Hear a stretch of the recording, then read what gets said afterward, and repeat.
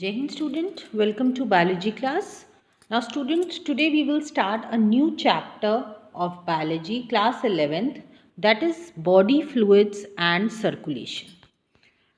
Now we have already learned in the previous chapter, अगर हम previous chapters की बात करें तो हमने already पढ़ा है कि all living cells, जितने भी living cells हैं, they have to be provided with, उनको क्या क्या चाहिए, nutrient चाहिए, ऑक्सीजन चाहिए and other essential substances for their living, for their growth they all need. But in the same way ये उनको चाहिए, so what will happen simultaneously जो भी वेस्ट या हार्मफुल सब्सटेंसेज हैं they are produced also and they have to be removed, वो भी body से रिमूव होना ज़रूरी है for the proper functioning of the tissues. ठीक है, जो भी वेस्ट है. So for this there has to be a mechanism. इसके लिए क्या होना चाहिए, एक बॉडी के अंदर मैकेनिज्म होना चाहिए सो दैट जो भी ये सब्सटेंसेज हैं they move from the substances move inside और आउटसाइड द सेल. ओके, सो अलग अलग एनिमल्स की अगर हम बात करें तो सब में अलग अलग तरह के मैकेनिज्म प्रेजेंट होते हैं. फॉर एग्जांपल अगर हम लोअर एनिमल्स की बात करें, सिंपल ऑर्गेनिज्म की बात करें, फॉर एग्जांपल स्पॉन्जेस हुए, सिलिंट्रेट्स हुए, इनमें क्या होता है, इनकी बॉडी में जो है सिंपल मैकेनिज्म होता है, the circulation of the water from there surroundings through their body cavity. तो वाटर के थ्रू जो है एक्सचेंज होता रहता है सब्सटेंसेस का, जो भी न्यूट्रिएंट्स हैं वो आते हैं बॉडी के अंदर और वेस्ट जो है वो बाहर निकल जाता है. ठीक है, ये सिंपल ऑर्गेनिज्म की बात होगी. अगर कॉम्प्लेक्स ऑर्गेनिज्म की बात करें तो दे यूज़ स्पेशल फ्लूइड्स इनकी बॉडी में प्रेजेंट होते हैं for the transport of such materials. For example fluid की अगर हम बात करें, जैसे ब्लड होता है, lymph होता है, these two fluids you all are familiar with these two. They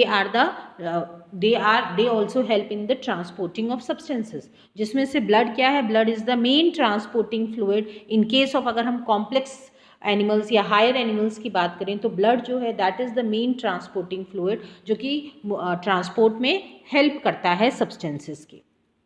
okay, सो इस चैप्टर में हम जो है पढ़ेंगे फ्लूइड्स के बारे में, कॉम्पोजिशन ऑफ ब्लड के बारे में, then we will also study about the lymph, then human circulatory system, different pathways, double circulation, then regulation of cardiac activity and the diseases related to the circulatory system. So these all things we are going to study in this chapter. Okay, now let's start. Okay, now this chapter is totally concerned with the circulation of body fluid.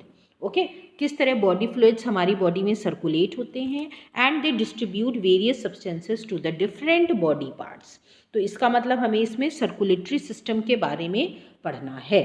And this system is also known as cardiovascular system, इस नाम से भी इसको हम जानते हैं. Now it is an organ system that allows blood to circulate and transport nutrients.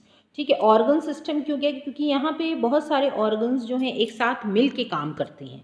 Okay, इस system में. Okay, and which help in the blood, which help in the circulation of blood and transport of the nutrients. जो भी body हमें हमारे body में जो भी nutrients transport होते हैं, गैसेस का ट्रांसपोर्ट होता है, that occurs through this system. Okay, so these are circulated to and from the cells in the body to nourish it in order to provide nutrition. The components of the human circulatory system includes, क्या क्या होता है इसमें, heart, blood, red and white blood cells, platelets and the lymphatic system. ये इतना जो है मिल के ह्यूमन सर्कुलेटरी सिस्टम बनता है. मीन्स यहाँ पे जो है आपका blood flow and lymph and apart from these two different types of cells जो कि पूरे मिल के एक सिस्टम बनाते हैं जिसको हम सर्कुलेटरी सिस्टम बोलते हैं. Now what are the functions of circulatory system? Now the first is the transport of various substances such as nutrients, waste product, respiratory gases, metabolic intermediates, vitamins, hormones etc. इसके transport में help करना. दूसरा है regulation of body pH bye means of buffer, body temperature, homeostasis, water balance. इसको भी regulate करना. Body के pH को कैसे मेंटेन करते हैं, as you all know oxygen का ट्रांसपोर्ट जो है ब्लड के ही थ्रू होता है. ओके, सो पीएच हमने ऑलरेडी जो है पढ़ा था इससे पहले चैप्टर में, breathing and exchange of gases में, किस तरह ब्लड का पीएच जो है वो घटता है या बढ़ता है, और किस तरह जो है ऑक्सीजन या कार्बन डाइऑक्साइड का ट्रांसपोर्ट होता है। Third is the prevention of diseases bye means of antibodies and antitoxin. This is the next, because blood contains antibodies इसी में होते हैं, एंटीटॉक्सिन्स होते हैं, और कोई भी अगर फॉरेन पार्टिकल जो है या फॉरेन माइक्रो ऑर्गेनिज्म हमारी बॉडी को अटैक करता है, तो यही एंटीबॉडीज़ ओके जो कि हमारा इम्यून सिस्टम बनाते हैं, they fight and they remove that and make our body free from the diseases.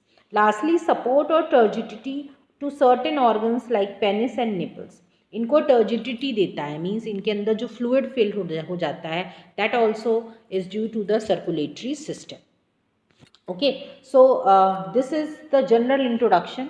अब हमको जो मेन टॉपिक इसमें पढ़ना है, we will be studying about the blood, composition of the blood, blood में क्या क्या प्रेजेंट होता है, किस किस से बना होता है, and about the functions of the blood.